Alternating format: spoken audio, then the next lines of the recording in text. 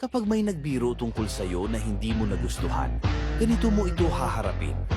Una, magpanggap ka na parang hindi mo narinig at sabihin, "Ha? Ano yon? Pakiulit nga." Madalas, hindi na kasing lakas ng dating ang biro kapag inuulit na. Pag inulit nila, umakto ka na parang hindi mo maintindihan. Doon na magiging awkward ang sitwasyon at mawawala ang bisa ng biro. Sa puntong yon, mapapaisip na rin ng iba na baka hindi naman pala nakakatawa yung sinabi. Tapos, para tapusin ang tensyon, tumawa ka at sabihin, "Haha, joke lang, gets ko naman. Ang galing mo rin ha."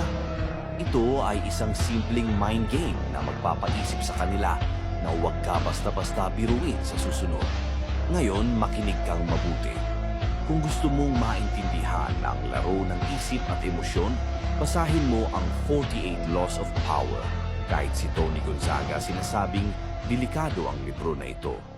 Are considered so dangerous na itong librong ito ay naging ban sa ilang prisons in the US. Totoo nga naman, hindi ito ipagbabawal sa presinto ng US kung hindi ito delikado. Andito yan sa yellow basket.